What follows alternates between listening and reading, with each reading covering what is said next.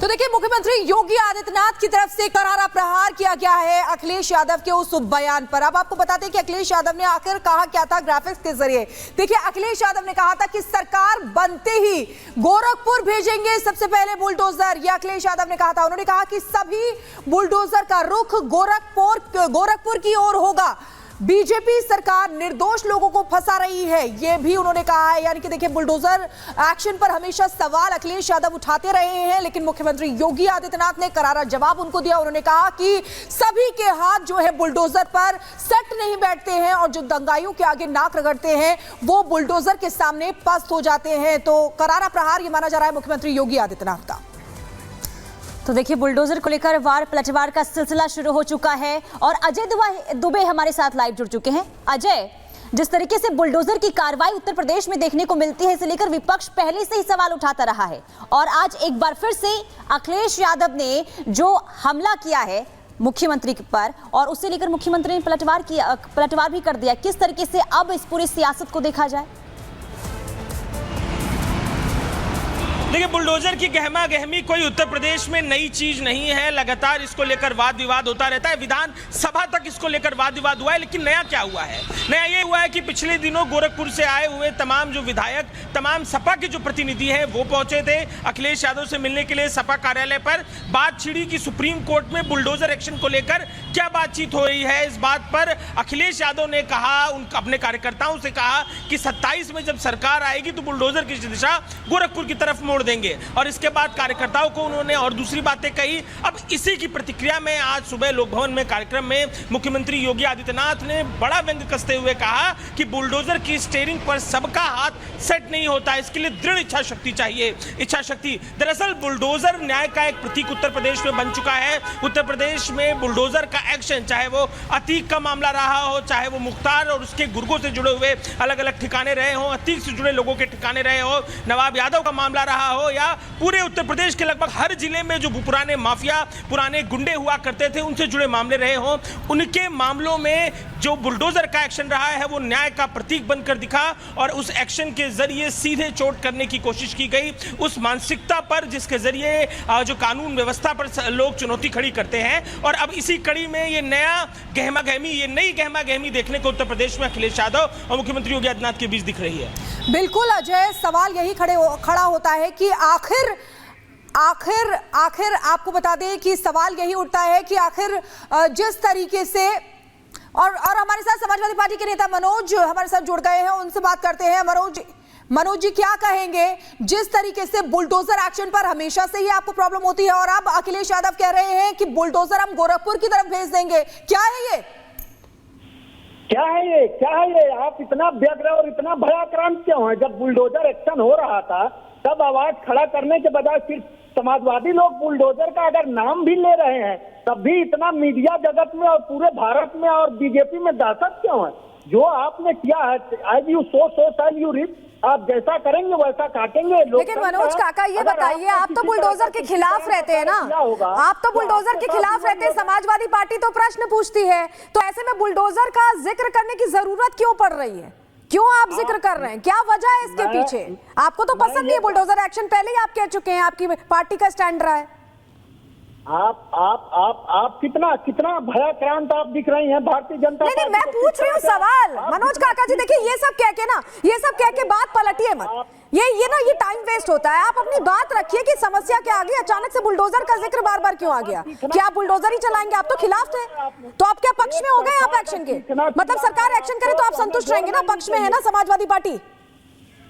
आपको ये कहावत है कि as you sow shall you reap. अगर भारतीय जनता पार्टी किसी तरह का जो भी व्यवहार कर रही है, समाजवादी पार्टी की सरकार आने पर सबका मुंहतोड़ जवाब दिया जाएगा। सीधा आप तो फिर धमकी दे रहे हैं। अभी तो पार्टी की सरकार आई नहीं। काका जी, हम लोग किसी तरह की कोई धमकी नहीं दे रहे हैं, लोकतांत्रिक रूप से और एक संवैधानिक बात कर रहे हैं। अगर आपने गरीबों का, किसानों का, बहुजनों का घर गिराया होगा तो जो आपके संरक्षण में लोग जो जमीनें कब्जा कर रहे हैं पूरे गोरखपुर में, पूरा घाघरा से और राप्ती से पूरा गोरखपुर। अच्छा मनोज काका जी, मुझे एक सीधा सा जवाब दे दीजिए, चिल्लाने की बजाय आराम से जवाब दीजिए कि अपराधियों पर एक्शन लेना क्या गलत है? फालतू की बातें ना करिए, आपने बुलाया। फालतू की बात नहीं है, चिल्लाइए मत, आराम से जवाब दीजिए। अपराधियों पर एक्शन लेना क्या गलत है? आप एंकरिंग पहले, अपराधियों पर एक्शन लेना क्या गलत है? सीखो एंकरिंग, रखो एंकरिंग सीखो। आप ये बताइए कि अपराधियों पर एक्शन लेना क्या गलत है? तो देखिए, सवाल का जवाब देने की बजाय उन्होंने फोन काट दिया। यही सवाल उठता है कि आखिर अपराधियों पर जब एक्शन होता है तो समाजवादी पार्टी को आखिर दिक्कत क्यों होती है? बुलडोजर एक्शन को लेकर हमेशा से ही विपक्ष सवाल उठाता रहा है और अब एक बार फिर से अखिलेश यादव उन्होंने कहा है कि बुलडोजर, अगर हमारी सरकार आती है तो बुलडोजर अब हम गोरखपुर भेजेंगे। तो देखिए किस तरीके से बुलडोजर को लेकर सियासत तेज हो रही है।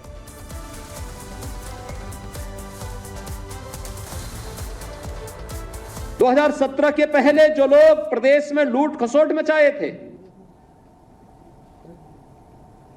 आज जब उनके सपनों पर पानी फिर चुका है तो अब टीपू भी चले सुल्तान बनने। सपना देख रहे हैं, बुलडोजर पे हर एक व्यक्ति के हाथ नहीं फिट हो सकते। इसके लिए दिल और दिमाग दोनों चाहिए, दिल और दिमाग दोनों चाहिए। बुलडोजर जैसी क्षमता और दृढ़ प्रतिज्ञा जिसमें हो वही बुलडोजर चला सकता है। दंगाइयों के सामने नाक रगड़ने वाले लोग बुलडोजर के सामने वैसे ही पस्त हो जाएंगे।